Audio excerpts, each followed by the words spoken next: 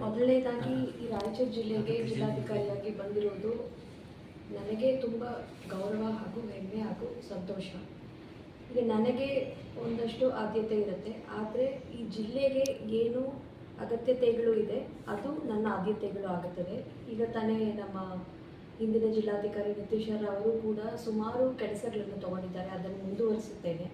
ಅದೇ ರೀತಿ ನನಗೆ ಮಹಿಳೆ ಮತ್ತು ಮಕ್ಕಳ ಅಭಿವೃದ್ಧಿ ಆದ್ಯತೆ ಇದೆ. ಸೊ ಅದನ್ನು ಸಮರ್ಪಕವಾಗಿ ಅನುಷ್ಠಾನ ಮಾಡಲು ಏನೇನು ಕೆಲಸಗಳು ಕಾರ್ಯಗಳು ಮಾಡಬೇಕು ಅದನ್ನು ಕೂಡ ಮಾಡುತ್ತೇನೆ. ಅದು ಅಲ್ಲದೆ ನಮ್ಮ ಜಿಲ್ಲೆಯಲ್ಲಿ ಅತ್ಯಂತ ಸಮಸ್ಯೆಗಳು ಏನಿದೆ ಅದಷ್ಟನ್ನು ಕೂಡ ಬಗೆಹರಿಸಲಿಕ್ಕೆ ಪ್ರಾಮಾಣಿಕವಾಗಿ ಜಿಲ್ಲಾಧಿಕಾರಿಯಾಗಿ ಏನೇನು ಕೆಲಸಗಳು ಮಾಡಬೇಕು ಅದಷ್ಟನ್ನು ಕೂಡ ಮಾಡುತ್ತೇನೆ. ಇದಕ್ಕೆ ನನ್ನ ಪೂರ್ತಿ ಜಿಲ್ಲಾಡಳಿತ ಹಾಗೂ ಎಲ್ಲ ಜಿಲ್ಲಾ ಅಧಿಕಾರಿಗಳು ಕೂಡ, ಜಿಲ್ಲಾ ಆಡಳಿತ ಕೂಡ ಹಾಗೂ ಎಲ್ಲ ನಮ್ಮ ಎಲೆಕ್ಟೆಡ್ ರೆಪ್ರೆಸೆಂಟೇಟಿವ್ಸ್ ಚುನಾಯಿತ ಪ್ರತಿನಿಧಿಗಳ ಸಹಕಾರವನ್ನು ಹಾಗೂ ಸಾರ್ವಜನಿಕರ ಸಹಕಾರವನ್ನು ಕೂಡ ಕೋರುತ್ತೇವೆ. ಧನ್ಯವಾದ.